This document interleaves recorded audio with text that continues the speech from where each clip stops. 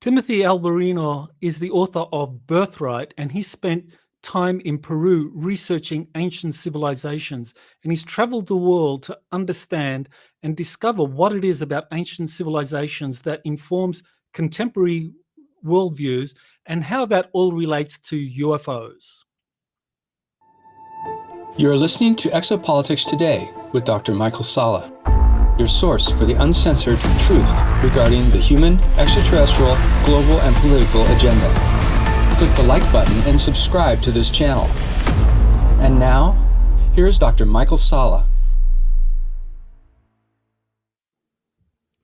Well, welcome, Timothy, to Exopolitics Today. Very good to be with you. Thanks for having me. So tell us, what got you interested in researching ancient civilizations? And I think you have quite a story about how you ended up in Peru.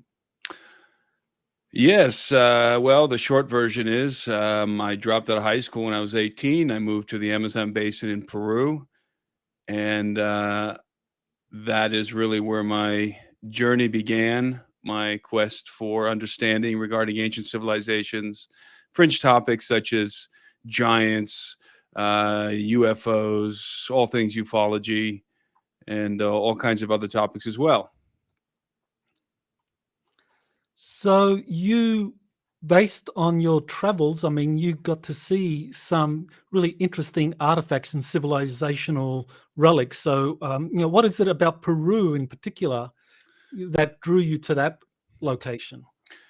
Well, Peru, I would say, is one of the epicenters, if not the epicenter on planet Earth for megaliths. Some of the most impressive megalithic constructions are located throughout Peru and Bolivia. Basically, the Andes Mountains region, the Central Andes and Southern Andes. And so, obviously, anyone traveling around the Andes, as I did, is going to encounter these magnificent stone constructions. And the conventional explanation to how they were created and who built them was never satisfactory to me. It was never seemed adequate to explain the mind-blowing engineering that was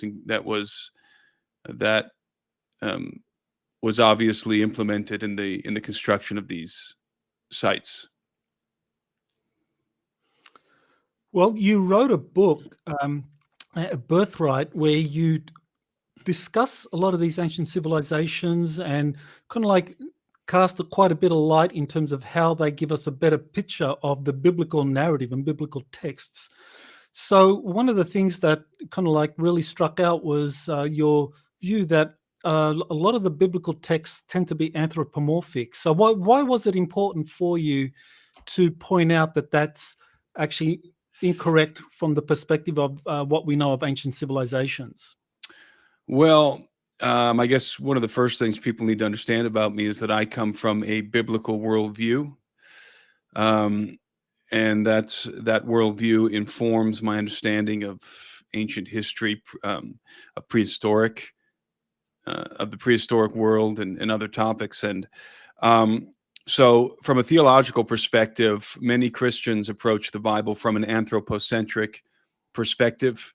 And an anthropocentric perspective is a perspective in which mankind, in which the human species is the center of creation. So if you imagine all of creation and all of the sentient players in the universe positioned on a wheel, each player in this story is a spoke in this wheel, that mankind is the hub of the wheel, the center, the purpose, the focal point. That's called the anthropocentric perspective. And again, this is commentary from a theological point of view. Whereas, as I said, most Christians have an anthropocentric perspective of the universe. It is incorrect in regards to proper biblical theological perspective. The correct perspective is what's called a Christocentric perspective, which places Christ, the Son of God, at the center of the universe. At the center of that wheel, the hub of the wheel, is the Son of God, rather than mankind. And mankind then becomes an ancillary character in the story of the Son of God. And indeed, the scriptures, Old Testament and New, relate and are focused on the story of the Son of God and mankind, and as it relates to the human species. I know in your book you discuss sons of God and that these actually are superior intelligences or extraterrestrial beings that predate the creation of humanity. So I guess this is one of the questions a lot of people would have. Well, you know, to what extent did they play a role, if any, in the creation of humanity? Well, I differ greatly from many of my colleagues, Christian colleagues, in that I believe that the basic premise of ancient astronaut theory is true. In other words, that mankind has been in contact with an advanced extraterrestrial civilizations, let's say with the citizens of an advanced extraterrestrial civilization since his inception in the very beginning. And those entities are, as you mentioned, the sons of God. They're designated the sons of God, the B'nai Elohim in the Hebrew Old Testament. And these sons of God, this term never refers to human beings. It refers only to these non-human extraterrestrial entities. They're clearly extraterrestrial because in the book of Job, which is likely the oldest manuscript in the compendium of manuscripts that we call the Bible, in the book of Job, we read that the sons of God shouted for joy when the foundations of the earth were laid. So that communicates their pre-existence. They pre-exist mankind. In other words, they're exceedingly ancient. And so, and in my book, I go through the reasons why I believe that this angelic race, which I designate I denominate the elder race because they're much older than us and they constitute a race. They come from a civilization. And so this elder race of beings have been involved in let's say, have been interacting with the human species from the very beginning. I do not believe that the human species was created by this race. I believe that that they were a party to the creation of mankind, but that mankind was created by God through the agency of his Son. We read in Genesis, in the first chapter of Genesis, that the Elohim declare, "Let us create man in our image." And I subscribe to the late Dr. Heiser's work, in that the Elohim represent a council of beings. And so there was a decision that was made, and this is the biblical narrative, the Genesis narrative. Decision was made to create mankind in their likeness. And this council is governed by a king. And that king is, in fact, the Son of God, and it is his prerogative to create, his power to create. So the council had played a role in the creation of mankind, but the creation event itself was the prerogative of the king. Well, that raises some very interesting questions about Sumerian history, because Sumerian texts, as you know, are both the oldest extant, oldest surviving creation stories come from the Sumerian text, the Enuma Elish, and that describes some of the themes that you just talked about. Mhm. It described a plurality of higher intelligence. Maybe you can call them the Elohim. Of course, many have called them the Anunnaki. That describes them forming a council, an assembly, where they decided to form humanity. So, this is a question: to what extent do these texts, such as the Enuma Elish, the Atrahasis, and other Sumerian texts, actually predate and even the kind of like the antecedents or the source for a lot of the information in the biblical texts, especially those handed down from Abraham, who was a Mhm. kind of like a Mesopotamian. refugee from Sumeria or That's Sumer. right. Yes, or Acadia, one of the two. Yes, I'm not interested in which manuscripts are older. And the reason why I'm not interested in which manuscripts are older is because they all hail from the same source. And that source is going to be oral tradition, or perhaps even a written tradition from the antediluvian world. I believe that probably some 11 to 12,000 years ago, there was a massive cataclysm that rocked the earth. I subscribe to the Younger Dryas impact hypothesis, that fragments of a comet broke up in our atmosphere and absolutely pummeled the earth, and gave rise to a series of catastrophic events, including a great flood, including catastrophic flooding on every continent, but also earthquakes, enormous earthquakes and tidal waves, and extensive biomass burning, and so forth. And that this event nearly exterminated the human race. And so mankind had to begin again, as Plato puts it.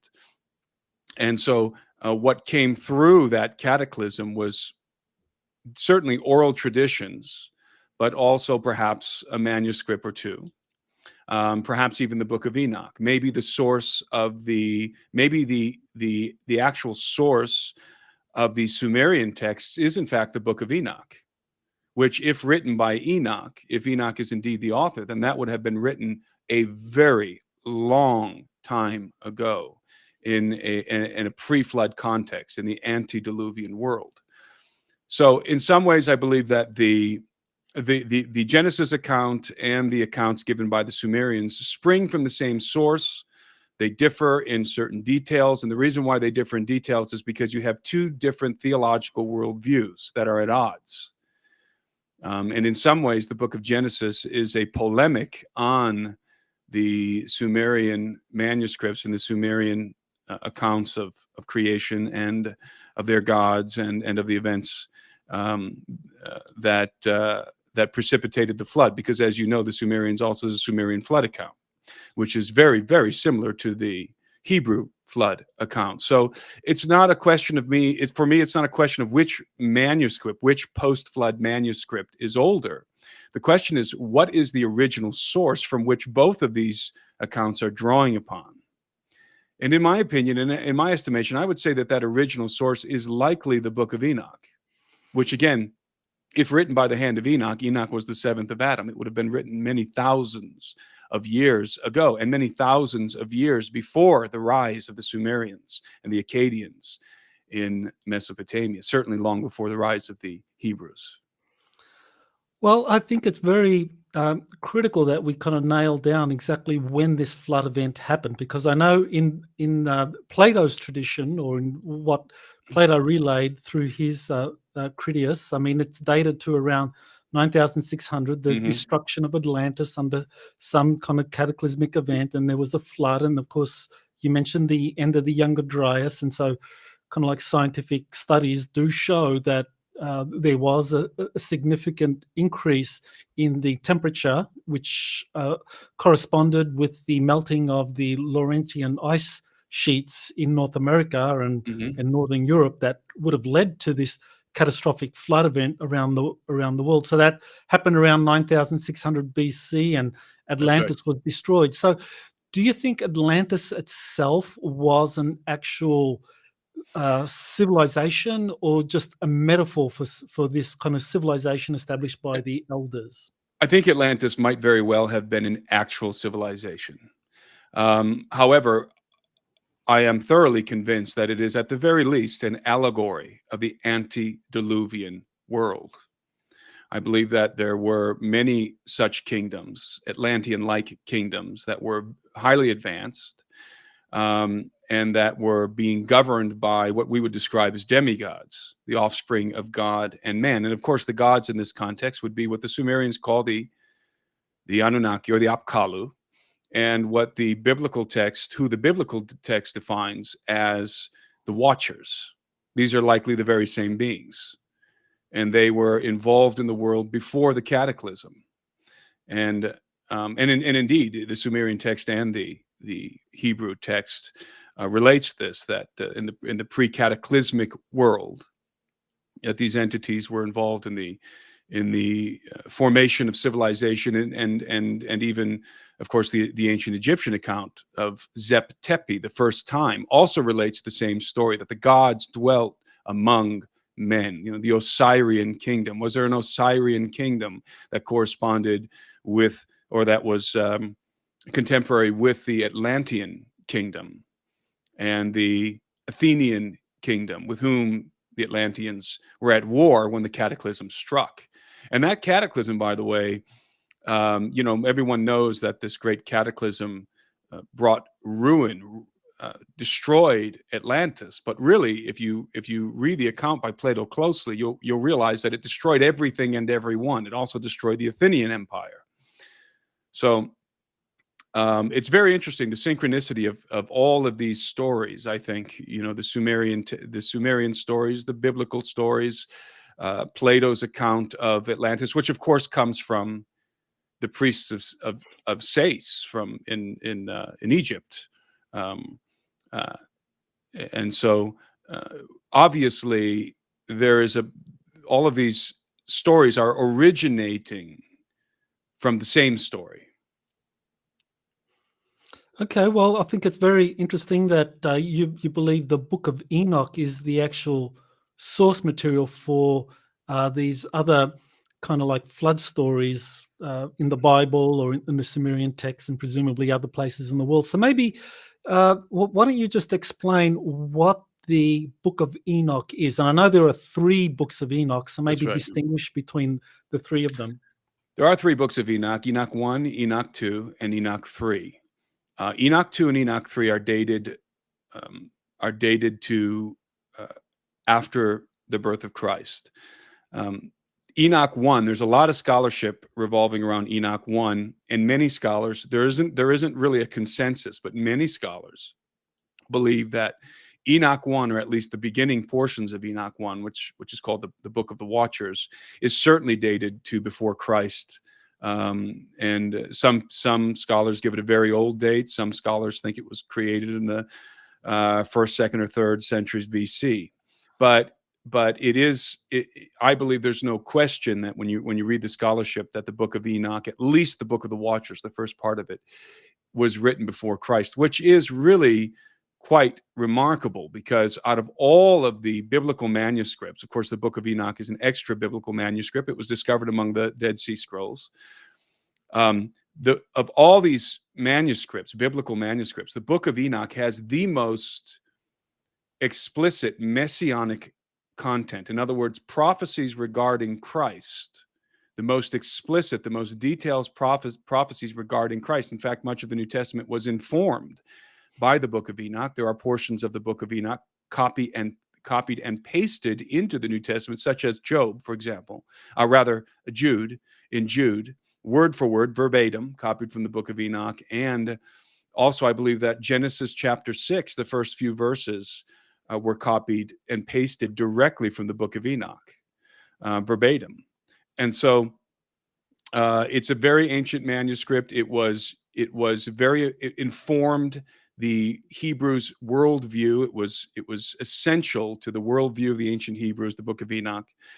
There are reasons why it was excluded from the Hebrew, and the Christian canons, and it's sort of a lengthy explanation for that. But it is widely regarded as a very important historical text because it does underlie so much of the Hebrew mythology, the Hebrew lore. Well, it is a very important text. I mean, many scholars, as you pointed out, kind of date it to the century or so just before the birth of Jesus. But what you're saying is that the Book of Enoch actually dates from the antediluvian era. So that would make yes, there is. I should have mentioned, there is a possibility that the Book of Enoch was actually written by Enoch himself. And Enoch was the 7th from Adam. And so that would have been many thousands of years ago. And that possibility exists. Or it's also possible that that the oral tradition was written down later in the form of the Book of Enoch. Although Enoch is referred to as a scribe in the extra biblical texts, and so he's associated with writing. In fact, in the book of Jude, as I said, the book of Jude quotes verbatim from the book of Enoch, and Jude says that Enoch prophesied, saying, and then it relates the text from the book of Enoch. And so in the ancient Hebrew mind, Enoch was prophesying, and he was writing down his prophecies. He composed a manuscript. And so there is a very strong case to be made that the book of Enoch, Enoch 1, is indeed the one that was preserved in the caves of Qumran, is indeed a copy of the original manuscript written many, many thousands of years ago in the antediluvian world. Well, I recall from my reading of the book of Enoch that Enoch, when he was taken up into the heavens, and we can talk about what that represented, when he was taken up there and interacted with those high-level beings, that he was commanded to write, I think it was 300 books, and that he wrote these down, and that these would be stored as a kind of legacy for rebuilding humanity after this Yes. coming flood. So I guess if you're correct, and that's a very significant point, that if you're correct that the book of Enoch actually predates the Sumerian texts, that would suggest that what we have today in this kind of book Enoch, the first one or second or third, that these actually in some way derive from those original texts that Enoch wrote down prior to the Great Flood event, and that were preserved in some way in oral tradition and eventually transcribed, whether it's the 2nd century BC or afterwards. So this to a degree would make them the oldest living Yes. records of the ancient world. That's right. And they may have been preserved in manuscript form too through the cataclysm, especially considering that the Bible talks about divine intervention. So does the book of the Sumerian account, divine intervention to deliver certain individuals to safeguard humanity, so it's not entirely annihilated during the flood. And so you would also imagine that not only would humanity be safeguarded, but some of the knowledge from the pre-flood world, so that humanity can rebuild civilization, so they wouldn't be starting from scratch. In other words, important texts, especially those written by such revered patriarchs such as Enoch, would have been preserved had they existed in manuscript form. Remember that Noah was the descendant of Enoch, and so those manuscripts would have been passed down from generation to generation, and Noah was several generations down from Enoch, but according to the Bible, these individuals were living exceedingly long, for exceedingly long periods of time, hundreds and hundreds of years. And so some of these patriarchs would have been contemporaries, even though they were the great grandfathers. In other words, both the oral tradition and the manuscripts conceivably would have been carefully passed down from father to son and then preserved through the cataclysm. Well, in the book of Enoch, and I know this is mentioned in book 3, the kind of mystical Hebrew version of the book of Enoch, it talks about Enoch being transformed into this Metatron, and it talks about this mystical order, the order of Melchizedek, and that it preserved the ancient history. So could it be that from the time of the Great Flood, that Methuselah, who was given all these texts, the 300 texts or so for preserving by Enoch, that Methuselah created this order of Melchizedek, and that it has survived since that time as a secret order, somehow preserving these ancient manuscripts and kind of seeding it into human culture whenever humanity is receptive to that. So what do you think about that? I think that's very plausible. The Bible talks about Melchizedek, who's a very, very mysterious figure, and he's alive. He's contemporary with Abraham, and so he's a very mysterious figure. And I think I think you could be right. I think there could be an order of, there was certainly a priesthood of Melchizedek, according to the Bible. And so there was an order of Melchizedek. And it was that order tasked with preserving this knowledge?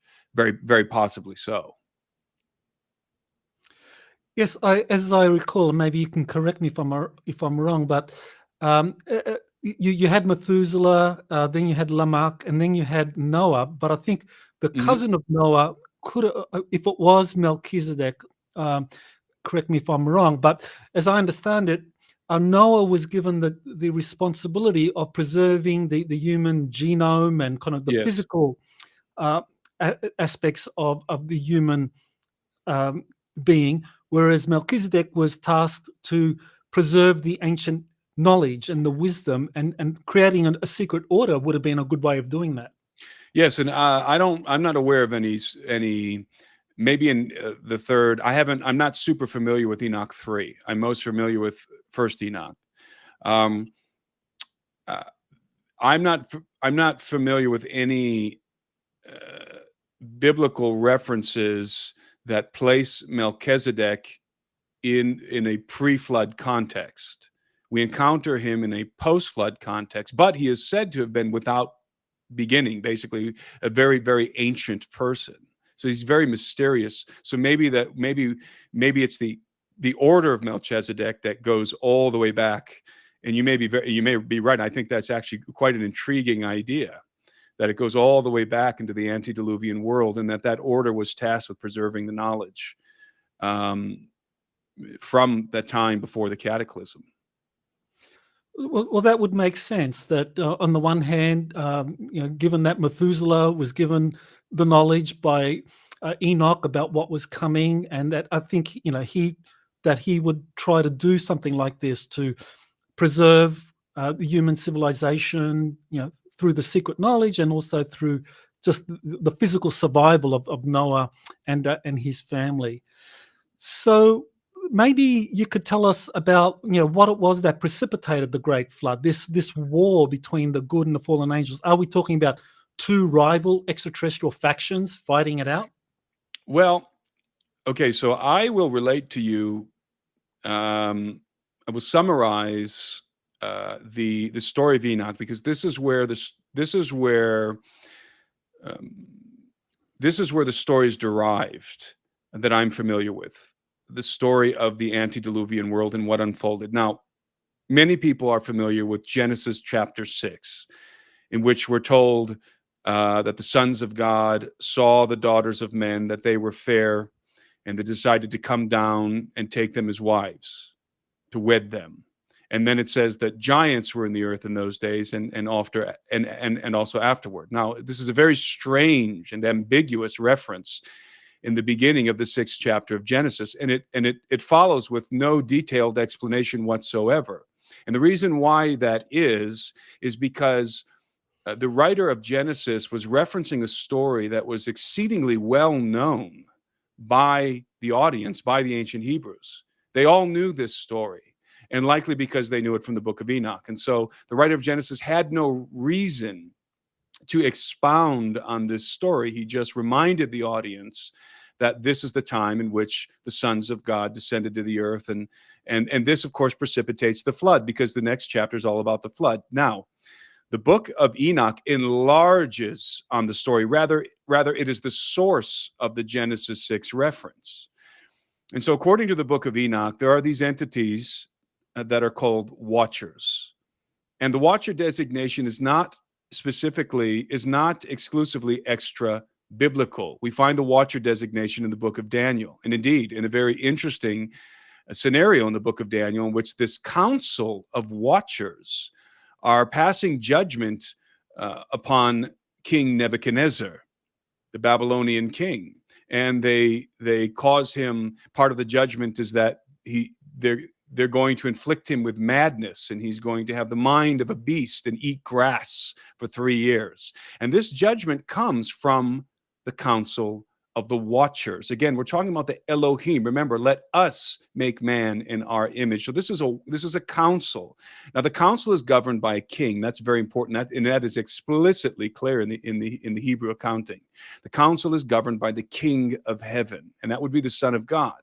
And so you have the king and his council, and the members of this council are described variously as the sons of God, the Elohim, and the watchers. I think all of these are designating the same group of people. Indeed, I would even go so far as to say that the cherubim is a designation of these entities. Now, so returning to the book of Enoch, the story begins with 200 watchers, so 200 of these heavenly beings. And these are not, the watcher designation is not one that connotes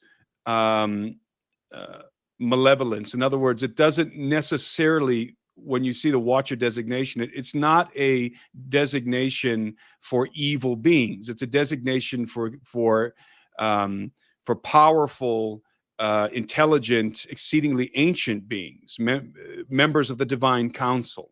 Okay, so we start off with 200 of these beings, of these watcher entities in the book of Enoch, and they decide that they're going to descend to the earth, and that they're going to take wives from among the daughters of men, because the book of Enoch says that they looked upon the daughters of Adam, that they were comely, and they desired to wed them. And so the watchers were, and again, I'm summarizing the story, the watchers were impelled by three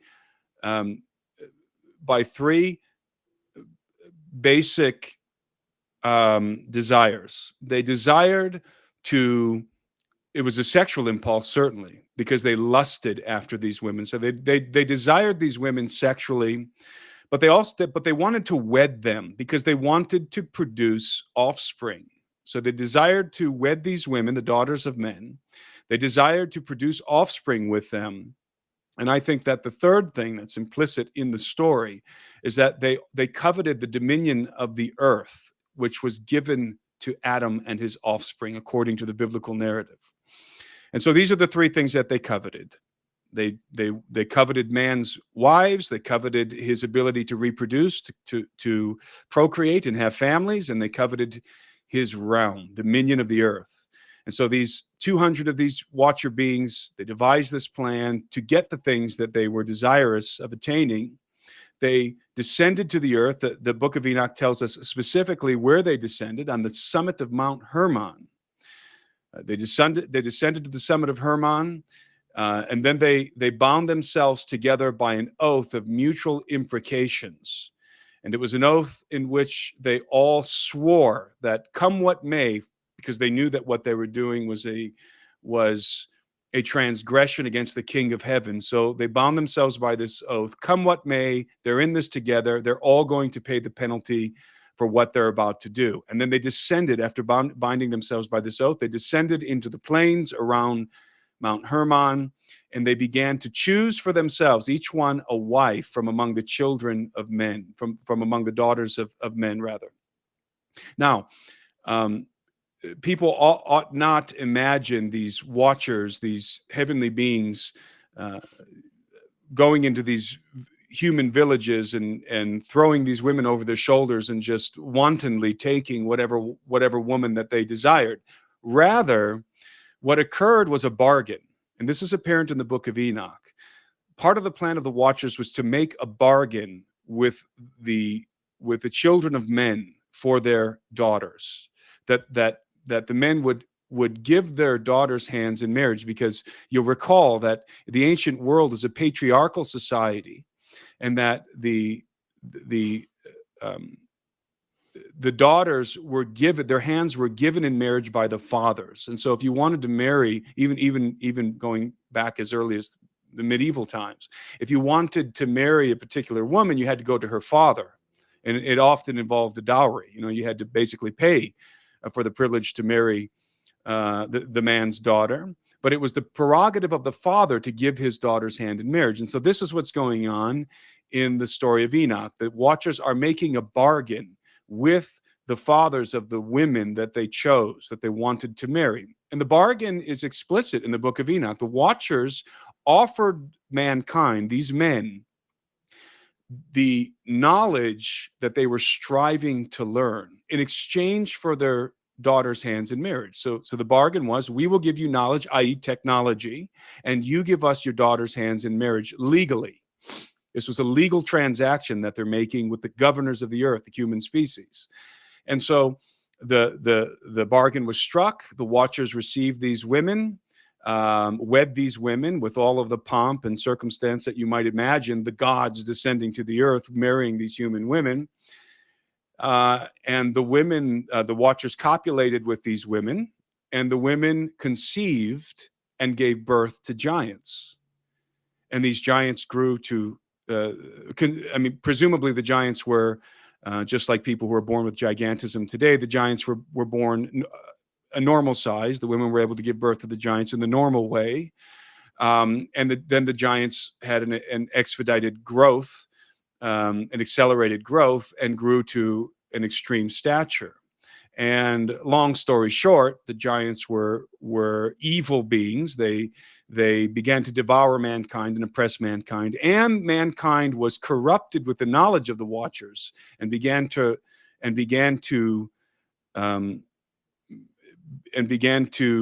commit great evil with the knowledge of the Watchers. And I'm skipping through a lot of details of the story, but ultimately what happens is this goes on for a period of time. Men begin to cry out to God, to petition heaven, and God responds. And his response is judgment on the Watchers and on their offspring. And he uses Enoch as an intermediary between the court of heaven, the good Watchers, and the insurrectionary, the rebellious Watchers on earth. And so Enoch is going between the court of heaven and the Watchers on earth. And ultimately he delivers the sentencing to the judgment to these Watchers. And the judgment is that the Watchers are going to be bound and cast into the abyss, cast into Tartarus, basically, as Peter says in the New Testament. But before they're cast into the abyss, they're going to have to witness the utter destruction of their offspring, of their beloved offspring, who are going to be incited to war with one another. And so the giant demigods of the Watchers are incited to war with one another, and the Watchers, their fathers, have to witness the utter destruction, the bloody annihilation of their beloved sons. And so how are the giants, the offspring of the Watchers, destroyed? They go to war with one another. And I don't think that these are big, dumb, Disney giants carrying clubs and pounding each other on the head with wooden clubs. Rather, these are exceedingly intelligent, advanced beings who are governing kingdoms, these giants, and who are bringing to bear in this civil war advanced technology. And I think it's very much like the Indian epics, in which you have flying machines, you have advanced technology, you have missile-like or laser-like weaponry involved. And so it's advanced civilizations going to war with one another based on the technology of these civilizations came from these extraterrestrial entities, these Watchers. And so the Watchers are bound. They witness the destruction of their beloved sons in this hybrid demigod civil war that unfolds in the earth. And then a great cataclysm strikes the earth. And these fragments of this comet bombard the earth and precipitate all kinds of cataclysmic events, including a great flood. And humanity is nearly annihilated. And of course, we know the rest of the story, with the biblical account of Noah, the Sumerian account of the flood, and so forth, and other ancient accounts as well. And so that is a summation of the story that is related in the book of Enoch, the Enochian tale.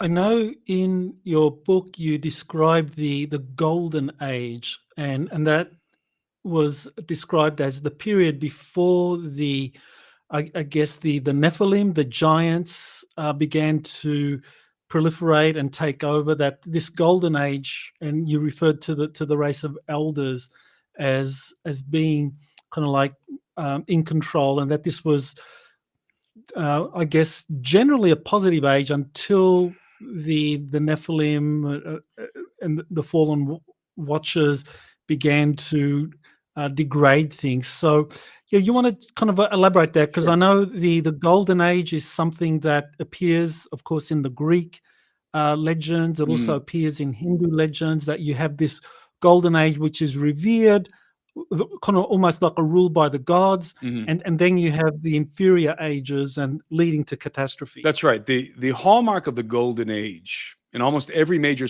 ancient civilization, has a version of the golden age. You're right in that the terminology golden age, that comes from the Greeks, but the hallmark of the golden age, it's the time when the gods dwelt among men. That's the hallmark, and copulated with their women, creating a race of demigods. That is the hallmark of the golden age. Now, the Greeks referred to this time as the golden age. The Egyptians, as I mentioned earlier, referred to this time as Zep Tepi, the first time. Even the Inca have a mythology regarding the golden age, involving the god Viracocha, or the Viracochas and the giants. What is interesting is, almost universally across the board, the golden age with all of these ancient cultures is seen as a time of great abundance and benevolence, when the gods dwelt among men. They were imparting their knowledge to them. They were copulating with human women, and it was a utopia. That's how it's depicted in most of the ancient accounts, with the exception of one account.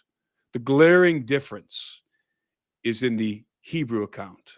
In the ancient Hebrew account, the golden age is depicted as a terrible dystopia.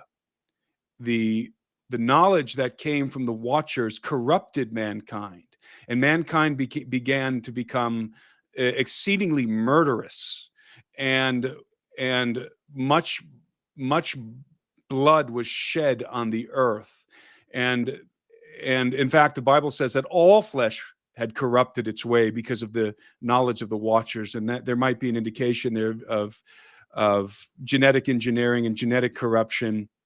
And so the result of the gods mingling with men from the Hebrew account, from the ancient Hebrew account, was unquestionably negative.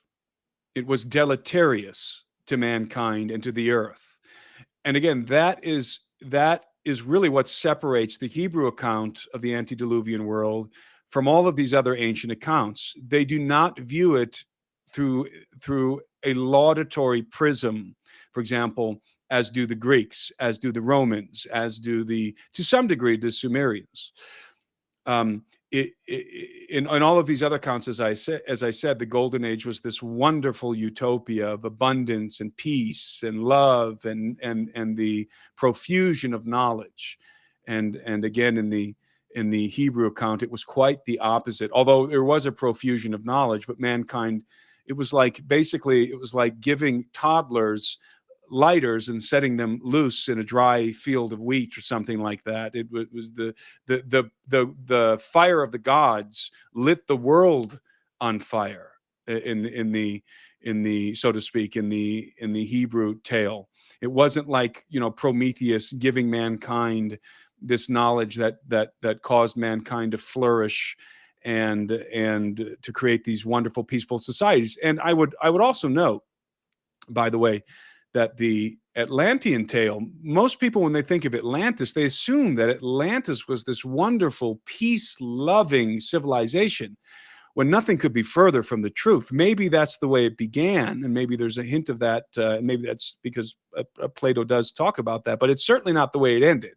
Atlantis was a very martial civilization, and it was conquering its neighbors and enslaving them, according to Plato.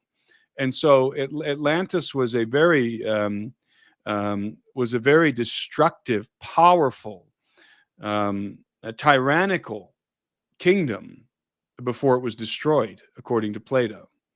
And what's also quite interesting is you can overlay the story that I just told you about the book of Enoch. It overlays with Plato's account of Atlantis. and most people don't realize this, but the two stories overlay. And there's much synchronicity between the two stories. You'll recall that in the beginning of Plato's account of Atlantis, the gods are apportioning the earth amongst themselves. So they're dividing the earth up amongst themselves. And each god was allotted his own realm. And Poseidon was allotted the realm of Atlantis. And so he created this civilization. But before he created this civilization, what did he do, according to Plato? Poseidon took to wife, he wedded a human woman named Cleito. So I would extrapolate this out to the rest of the gods as well. So the first thing that the gods did, according to the Plato's account, is they took wives from among the daughters of men. Exactly what the book of Enoch says. And these wives, in Poseidon's case specifically, Cleito conceived after copulating with Poseidon. She conceived and she gave birth to 5 sets of twin sons. And other sources say that the kings of Atlantis, these sons of Poseidon, these hybrid sons of Poseidon, were giants. And so it's mirroring the story of Enoch.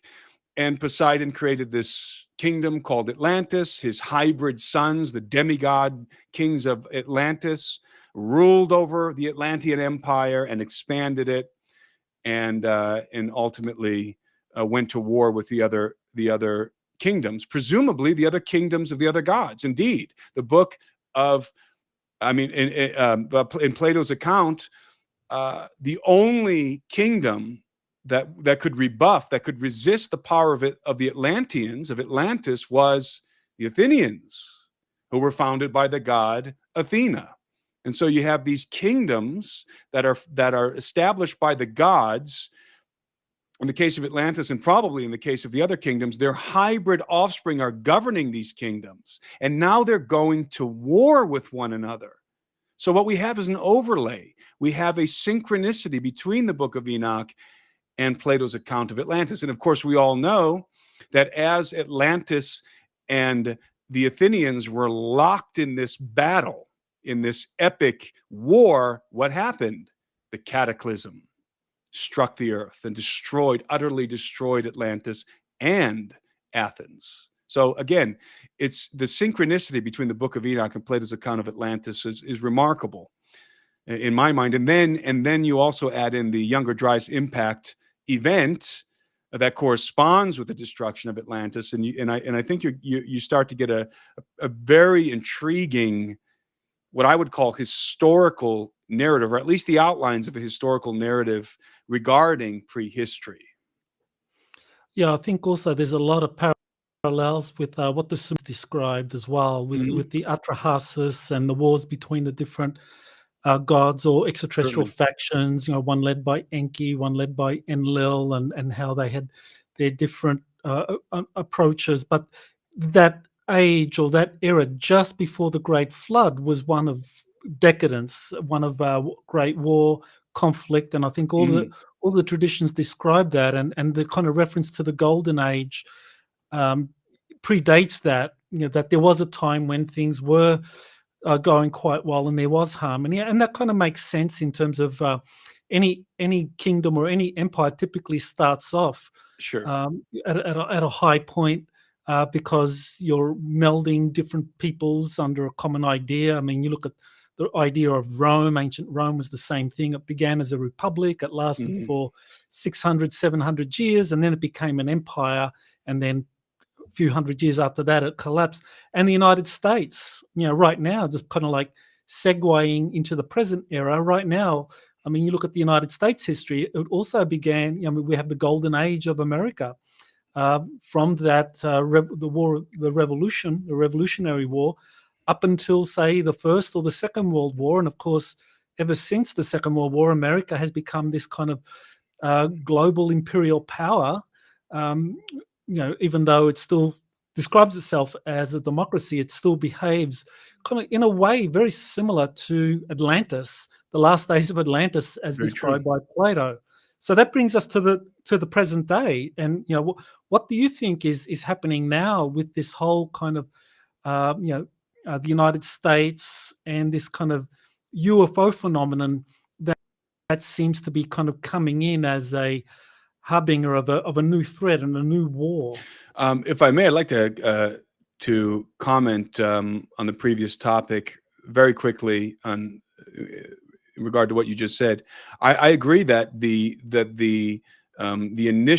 beginning of these kingdoms that were established by the Watchers very well may have been something of a golden age of a time of peace and prosperity, and where knowledge excelled and increased in the earth, and then it all went to hell, so to speak. But the difference between the Hebrew account and some of these other accounts is that the contact, the bargain between the Watchers and the human species was in itself an illicit act. It was a transgression. So it began as a transgression against the kingdom of heaven and against the king of heaven, and that would distinguish the Hebrew account from the others. Now, in regard to what's happening today, it's very interesting because in some ways I believe that we're going to see a repeat in the future of what I call the Genesis 6 affair, or some of the things that happened in the book of Enoch, that what is going to unfold, and indeed is unfolding in the earth, is going to mirror to some degree some of the things that happened in the antediluvian world, with the same result. And so, but it's interesting, the crossover and the connections, the threads of this tapestry that unite, in my mind, that unite the events of the antediluvian world, or rather connect the events of the antediluvian world and the things that are unfolding today and the things that are going to unfold in the near future, are very complicated. It's a very complicated narrative, the one that I tell in my book. It's very theological, but certainly we are approaching a time, I call it the post-human paradigm, and it corresponds with the let's call it the extraterrestrial incursion that we're seeing today. It corresponds with some of the other things that are happening in the earth, such as transhumanism, the rise of artificial intelligence. We are headed towards a post-human future. And that's one of the things also that I believe is a hallmark of the golden age and the time before the flood, the antediluvian world, is that I believe that it was a hybrid empire that existed in the world, and that the genome of mankind was being corrupted. And that's why it was preserved in Noah and his family. The rest of the genome of mankind, this is part of the reason for the flood and the annihilation of the human species, the near annihilation of the human species, was because the human genome had been corrupted. And indeed all of mankind would have been corrupted if God had not preserved Noah and his family, and thereby preserved the human genome. So we're moving into a post-human paradigm. Ultimately, we're headed towards a post-human apocalypse. And it's interesting, there's no easy answer. There's no easy explanation as to how all of these things interweave. And when I say all of these things, I mean the things that we've talked about in the ancient context, and then also transhumanism and the what I call in my book the alien threat, the UFO phenomenon, and some of the things that are unfolding in the occult, the geopolitical stuff. It's all very complex, but certainly all interconnected.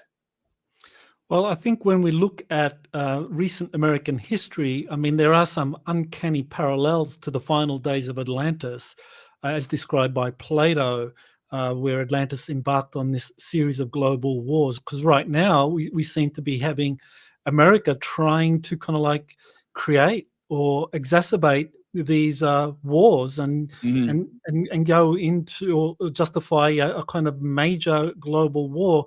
The only difference is with Atlantis, presumably the Atlanteans were behind their leaders that were, pursuing these imperialistic, aggressive acts against rival kingdoms. But today, in our contemporary age, I mean, you have a lot of Americans and a lot of Europeans are saying, no, we don't want this. This is just a concoction of the leaders that want to do this. And so I'm encouraged that I'm hopeful that we're not going to have a repeat of the final days of Atlantis, but it does bring me to this kind of UFO threat that has been pushed quite covertly since 2017, when you had the New York Times coming out with those initial Tic Tac stories, where it described these objects seen in 2004 and the creation of an office to investigate the threat posed by UFOs. And now you've had legislation and a new office created to kind of like report on UFOs and what threat they pose. So, and you have a chapter in your book on the UFO threats. So, is this a serious threat, or is this just a concoction by elites trying to conjure up a new war? Well, the alien threat that I talk about in my book is specific to a particular faction, the gray aliens. And I believe that the gray aliens do constitute a threat, a major threat to humanity on planet Earth. And I derive this view from the abduction material. And when I say the abduction material, I'm referring to the work of John Mack, the work of Bud Hopkins, the work of Carla Turner, and the work of David Jacobs primarily, who I would consider to be the pillars of abduction research. And in some ways, the most objective abduction researchers in the history of abduction research. And I think that anyone familiar with the abduction research material will have to conclude that the operation, the activity of the Greys is nefarious. And obviously the Greys are creating human alien hybrids, advanced human alien hybrids, what Dr. Jacobs designates as hybrids, that can interface with the human species and are nearly unrecognizable, but yet they retain the powerful, manipulative, telepathic capabilities of the Greys. And so let's assume for a moment that this is indeed true. And of course, the Greys themselves, the little gray aliens with the bulbous shaped heads and the almond eyes, the black almond eyes, are not, in my estimation, the native species. Rather, they are a species that has probably been bred or are clones created by what I would consider to be the native species, the insectolins, who seem to be the managers of the abduction program. And so if this is true, and I believe it's true, I believe that we have all the evidence to conclude that indeed it is true, that the Greys are real, and that the abduction phenomenon is real, and that there is a breeding program with the goal of creating advanced human alien hybrids to integrate into human society, which is interesting because it's the antithesis of the Borg, of course, the fictional faction from Star Trek, the Borg who would go around and assimilate other cultures into their collective, right? Resistance is futile, and they would destroy civilizations and incorporate both the biological entities and their technology and knowledge into the Borg collective. Well, the operation, the modus operandi of the gray alien faction is quite the opposite, is the antithesis. They assimilate themselves into civilizations. That's certainly what they appear to be doing with us. And so there's this covert program in which alien human hybrids are assimilating into human society. And how far along that program assimilation is, who knows? But it does appear to be happening. And the question would be, to what end? And I would concur with Dr. Jacobs, who hypothesized that what the objective of the Greys is planetary acquisition, that they want to acquisition the Earth, and they want to possess the Earth for some reason, and what they want to do with the human species is anyone's guess. But are these advanced alien human hybrids, are they working their way into the various echelons of human society? Are they working their way up the military ranks, or are they positioning themselves to do so in the future? Are they working their way up through the political hierarchies, the scientific hierarchies? It's really anyone's guess, but that's certainly a possible scenario. And so the way that, and you, as you rightly said, there's been this strange, I would say, gradual rollout of disclosure coming from the Pentagon since the Nimitz incident in 2017, and then obviously a host of other things have broken since then, even recently. And we have the Pentagon's newly created All Domain Anomaly Resolution Office, the AARO, which was established in 2022, and most people don't realize that it was established specifically to investigate unidentified objects of interest around military installations. Because what's been happening, and I don't know what you think, Michael, but from my perspective, the UFO phenomenon, at least as it pertains to the Greys, has been taking a more hostile posture in the last several years. And what do I mean by hostile posture? We now know that because of the documentation released by the Pentagon, we now know that the Pentagon is concerned about the fact that these objects, saucers probably in most cases, have been hovering over our secret military installations, have been hovering over our battleships and our aircraft carriers, have been tailing basically our fighter jets and our other aircraft. Now, of course, this has been going on for many decades, but you get the sense from the Pentagon that the phenomenon is taking a little bit of a more hostile posture as it relates to our military assets and installations. And I certainly think that's the case. And so the way that this strange gradual disclosure is unfolding is, or rather the context in which this strange gradual process of disclosure is unfolding, is one of a national security threat. That's what's coming from the government. That's why we have Congress, looking into the UFO problem. That's why we have the creation of the AARO. It's being framed in the context of a national security threat. And I believe it does constitute a national security threat. And I believe that this is going to lead to at some point in the future, who knows when, it's going to lead to a global effort and perhaps even a global consolidation of military power to try and address this threat.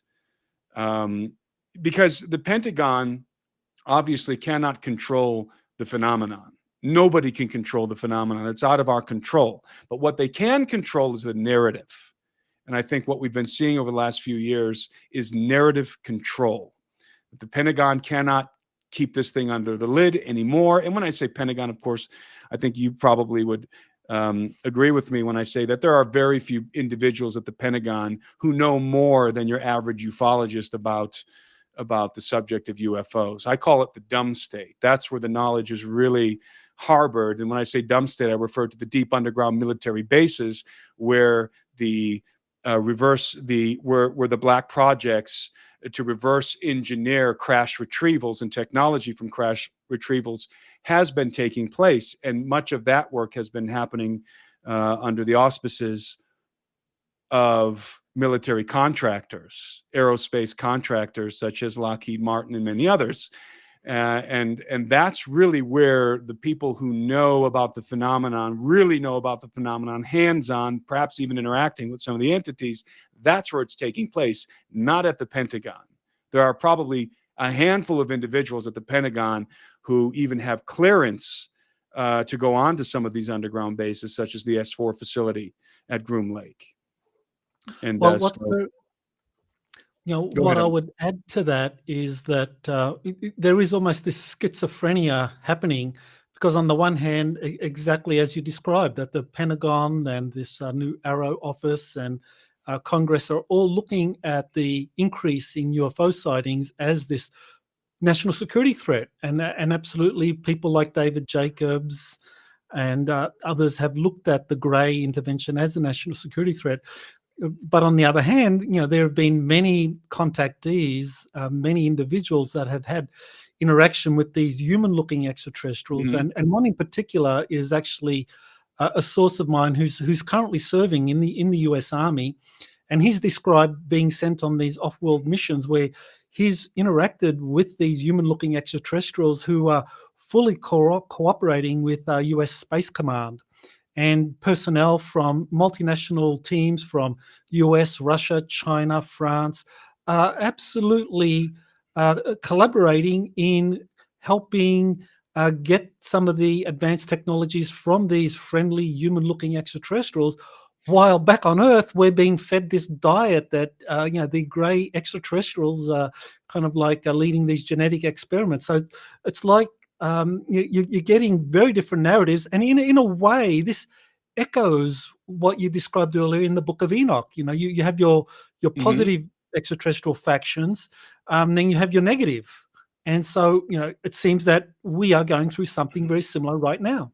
I would say that and you're correct. I absolutely believe there's a human-looking extraterrestrial faction. In fact, these are the entities I designate as the elder race in my book.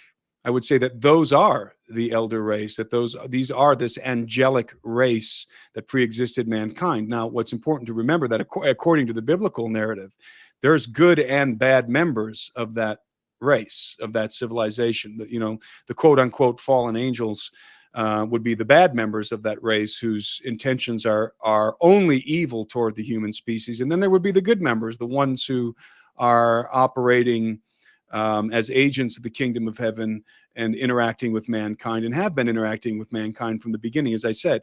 And so mankind has been interacting with the good guys and the bad guys from this civilization that, again, I designate as the elder race since the beginning. But I do believe that the Greys absolutely constitute a threat. I don't think there's anything redeeming about gray aliens and the insectoid. They're insectoid overlords. It's interesting, and I'm sure you're familiar with the lore, the ufological lore surrounding the 1954 Greada incident, in which Eisenhower allegedly met with a delegation of gray aliens and struck this bargain, perhaps very much in the vein of the Watcher's bargain in the antediluvian world. But you'll recall that Eisenhower was also contacted by a more benevolent human-looking race that warned him not to bargain with the Greys, not to have anything to do with the Greys. But the Greys were, according to this legend, and who knows if it's true or not, I tend to believe it is, but that this faction, according to the story, warned us not to make a bargain with the Greys, but we wanted technology, and this benevolent faction wouldn't give it to us. In fact, they wanted us to disarm our nuclear arsenal. And so apparently we according to the story, we struck the bargain with the Greys instead, that the Greys could abduct our citizens and they would give us technology and so forth. That's the Greada contract Eisenhower legend. And then of course you have the Valiant Thor legend of this species of human-like entities that were interacting with directly with our government and so forth. So I think it's very possible, indeed probable, that exactly what you described is happening. So I just want to get your opinion about this paper that was recently written by the head of the AARO office, the All-Domain Anomaly Resolution Office, Dr. Sean Kirkpatrick, and the former chair of the Harvard University's astronomy department, where they hypothesized that the probes or the UFOs that are being seen increasingly around the planet, and three of them, of course, were shot down recently in February, that these may actually come from motherships. I mean, that's startling. I mean, that here you have the head of AARO saying that these that these co-wrote a paper saying that these UFOs that are being seen may be coming from alien motherships in our solar system. So, to my mind, that kind of fits with the information I've been getting from a number of sources, that these motherships from positive human-looking extraterrestrials have arrived, and that they're sending probes, and that the Pentagon and the deep state is freaking out because they can't control this, and they're kind of driving this threat narrative in response. So I just want your take on that. Yeah, I think that that Arrow and these other government programs and Congress investigating UFOs, I think it's all a dog and pony show, much like NASA is a dog and pony show. I think that these organizations are designed to give us just enough information to control the narrative, but never really give us, never really tell us what's really going on behind the scenes, or what kind of technologies we've already derived from reverse engineering alien technology, crash retrieval technology, and perhaps technology that we've bartered for, as in the Eisenhower affair. And so I think that you talk about motherships sending probes. I have no doubt that there's motherships in our solar system sending probes, but this isn't, obviously, as you well know, this isn't something new. This has been going on for decades. The question is, who are the factions involved, and what is the nature of these factions, and what is the attitude of these factions towards the human species?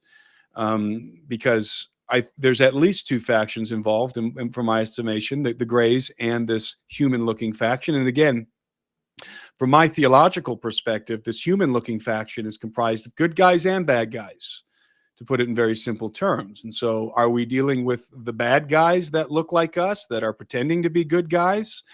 Who knows? So it's very difficult to say. I do know that all of this information, as I said, that's coming from these organizations that are known and that have been created in the last 3 years, is that the information is designed to control the narrative. These guys, these astrophysicists, and these like Sean Kirkpatrick, who was one of the guys that drafted the article that you're talking about, which is entitled very interesting title, Physical Constraints on Unidentified Aerial Phenomenon.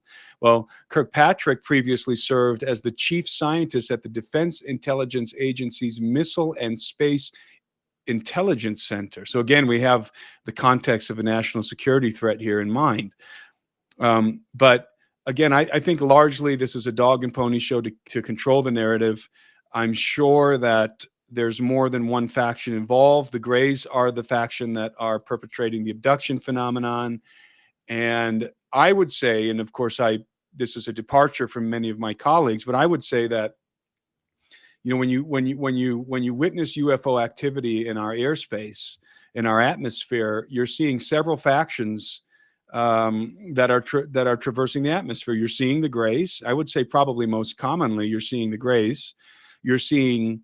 And then you're seeing this angelic faction, who I call the elder race, both the good and bad actors that are traversing the skies in advanced aerospace vehicles, both the good and bad actors. And then you're also seeing our technology, hybrid technology, that is derived from reverse engineered components of alien technology. So there's I think it's a very, very complex scenario that's unfolding in reality, that's unfolding in our airspace. So, Timothy, can you tell us where people can get your book, and where they can kind of learn more about your research and any things that you have coming up? You can get my book on Amazon.com, Walmart.com, BarnesandNoble.com. Birthright, The Coming Post-Human Apocalypse and the Usurpation of Adam's Dominion on Planet Earth.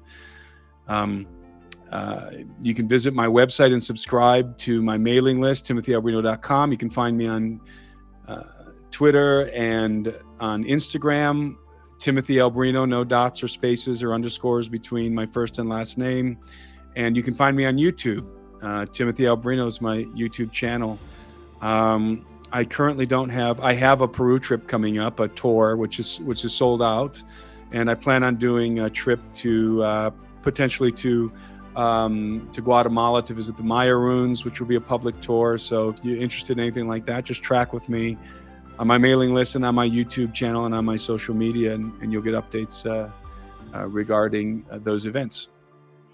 Well, I want to thank you, Timothy, for being on Exopolitics today. You've got a wealth of knowledge on ancient civilizations and how that fits into the biblical history and, of course, the current UFO situation, which is very, very refreshing for me to actually talk with someone that's familiar with biblical research that is prepared to talk about both the positive and the negative extraterrestrial factions. Not everyone has that understanding, so I want to congratulate you on that. Well, thank you so much, Michael. It was my pleasure.